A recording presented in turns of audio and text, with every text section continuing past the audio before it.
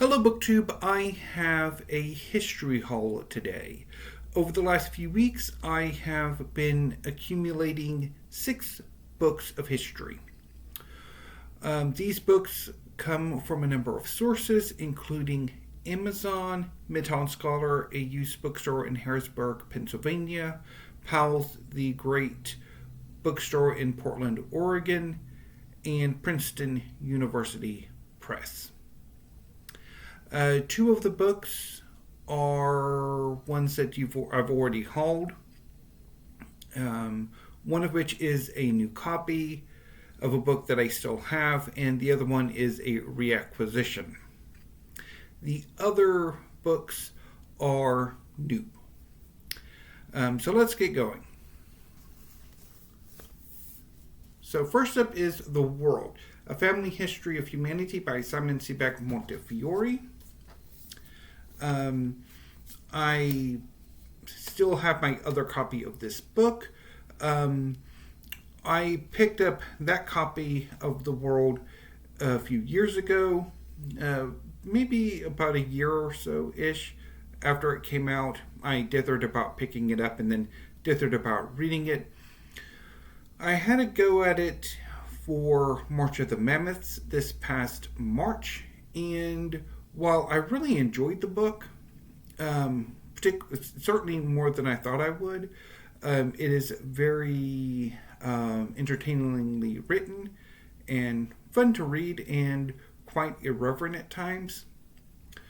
My copy had a number of misprints, which really annoyed me and made me decide to put the book down. But I've been thinking in the last few weeks that I really should go back to The World, but I would need a new copy because that copy is a misprint. So I decided to go ahead and pick up a new copy of The World, and I will read the information of all of them, even the ones that I've already hauled. Around 950,000 years ago, 5 people walked along a beach and left behind the oldest set of footprints of a single family ever discovered. For award-winning historian Simon Sebag Montefiore, these poignant, familiar shapes serve as an inspiration for a new kind of world history, one that is genuinely global, spans all eras and all continents, and focuses on family ties that connect every one of us. In this monumental, ever-surprising book, Montefiore chronicles the world's great dynasties across human history through palace intrigues, love affairs, and family lives, linking grand themes of war, migration, plague, religion, and technology to the people at the heart of the human drama. It features an extraordinary cast. In addition to rulers and conquerors, there are prophets, charlatans, actors, artists, scientists, doctors, tycoons, gangsters, rock stars, lovers, husbands, wives, and children. There is Hongwu, the beggar who founded the Ming dynasty, Wawro, the leopard king of Benin, Henri Christophe, king of Haiti, Kamehameha, the conquering king of Hawaii, Zenobia, the Arab Greek empress who defied Rome, Lady Murasaki, the first female novelist, Sayyida al-Hurra, the Moroccan pirate queen.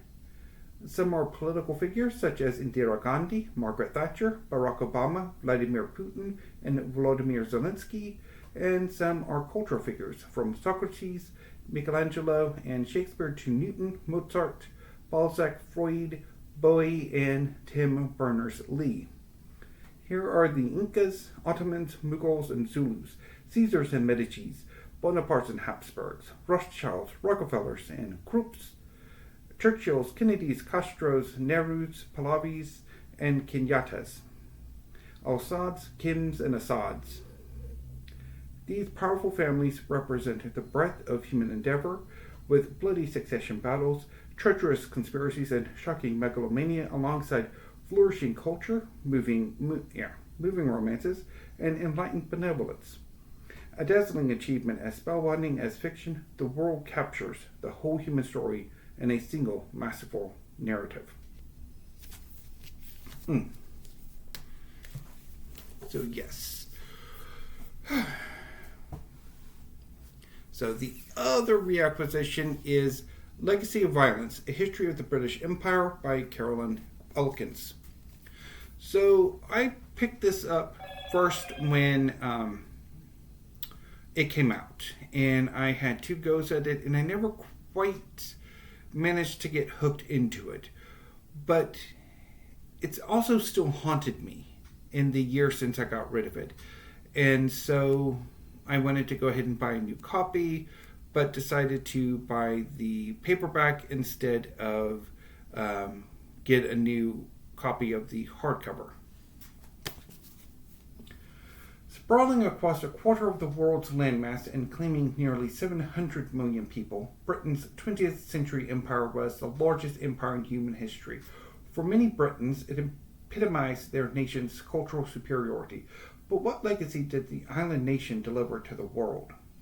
Covering more than 200 years of history, Carolyn Elkins reveals an evolutionary and racialized doctrine that espoused an unrelenting deployment of violence to secure and preserve the nation's imperial interests. She outlines how ideological foundations of violence were rooted in the Victorian-era calls for punishing recalcitrant natives, and how over time its forms became increasingly systematized.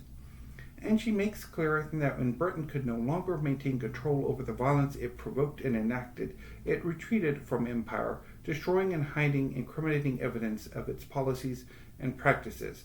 Drawing on more than a decade of research on 4 continents, Legacy of Violence implicates all sides of Britain's political divide in the creation, execution, and cover-up of imperial violence.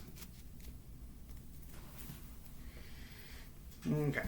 Now on to the new books, which will go in descending order from the most recent historical event to the most ancient, or at least where the story begins of each book.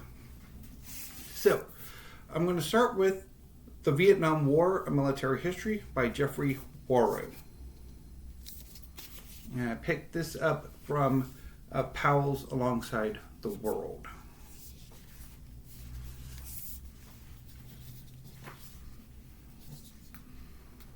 The Vietnam War casts a shadow over the American psyche from the moment it began. In its time, it sparked budget deficits, campus protests, and an erosion of U.S. influence around the world. Long after the last helicopter evacuated Saigon, Americans have continued to battle over whether it was ever a winnable war. Based on thousands of pages of military, diplomatic, and intelligence documents, Geoffrey Wawro's The Vietnam War offers a definitive account of a war of choice that was doomed from its inception. In devastating detail, Wawro narrates campaigns where U.S. troops struggled even to find the enemy in the South Vietnamese wilderness, let alone kill sufficient numbers to turn the tide in their favor. Yet the war dragged on, prolonged by presidents and military leaders who feared the political consequences of accepting defeat. In the end, no number of young lives lost nor bombs dropped could prevent America's ally, the corrupt South Vietnamese regime, from collapsing the moment U.S. troops retreated. Broad, definitive, and illuminating, the Vietnam War offers an unsettling, resonant story of the limitations of American power.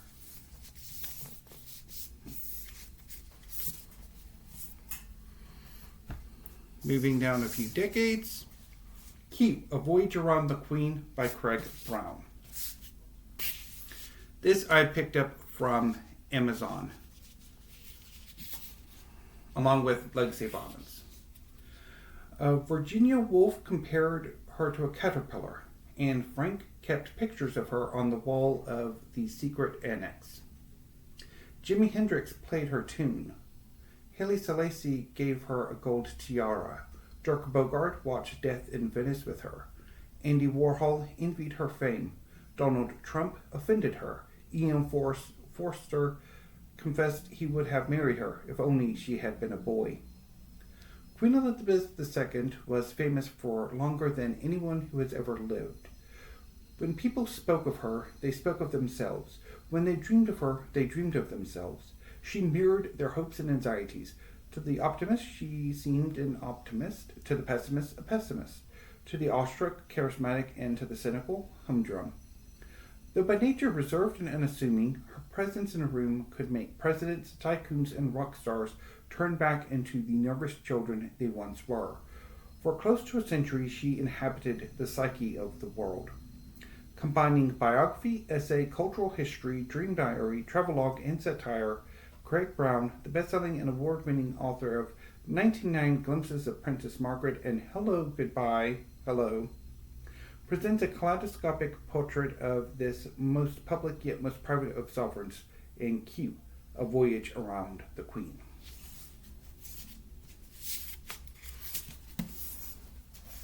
Sticking with queens, although in this case a queen consort, Marie Antoinette, The Making of a French Queen by John Hardman.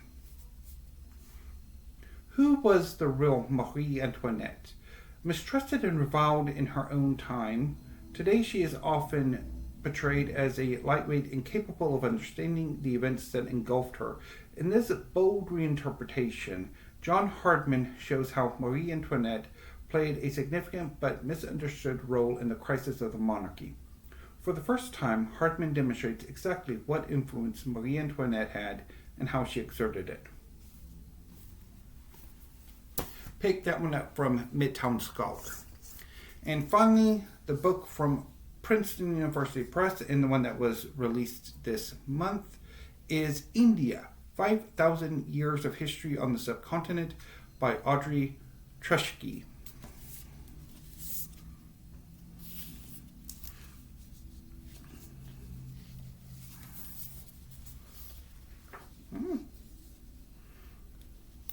Much of world history is Indian history. Home today to 1 in 4 people, the subcontinent has long been densely populated and deeply connected to Asia, Africa, Europe, and the Americas through migration and trade. In this magisterial history, Audrey Truschke tells the fascinating story of the region historically known as India, which includes today's India, Pakistan, Bangladesh, and parts of Afghanistan, and the people who have lived there. A sweeping account of 5 millennia from the dawn of the Indus Valley civilization to the 21st century, this engaging and richly textured narrative chronicles the most important political, social, religious, intellectual, and cultural events. And throughout it describes how the region has been continuously reshaped by its astonishing diversity, religious and political innovations, and social stratification.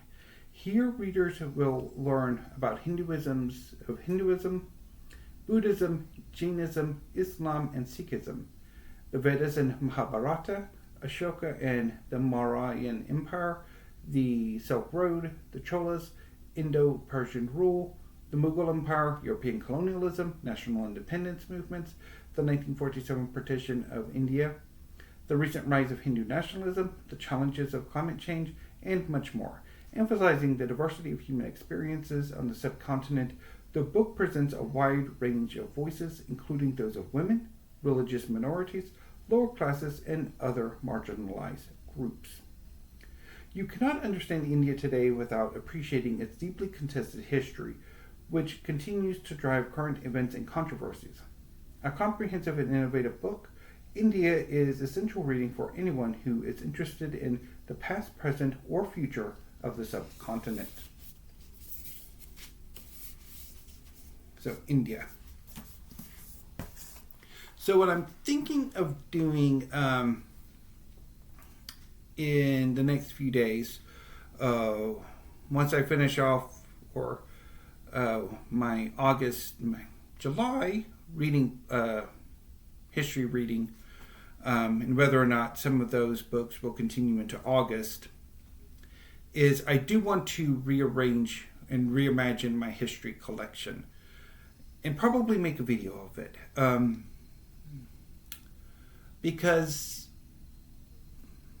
I think I would like to try to find my niches, my areas of expertise or areas of interest, and focus on those a bit more than just accumulating history books that sound interesting and then I don't necessarily get around to reading. But that's a subject for a different video. And I don't know when exactly I would make that, because there are a number of videos I would like to make that I'm just not getting around to making. But let's do a pyramid, and then I will try to figure out where I will put these on the shelves.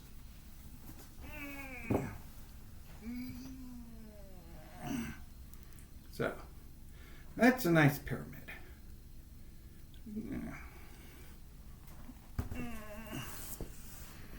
Anyway, BookTube, I will see you tomorrow with some poetry and possibly a Thursday tag. So until then, thank you, have a great afternoon, and stay safe.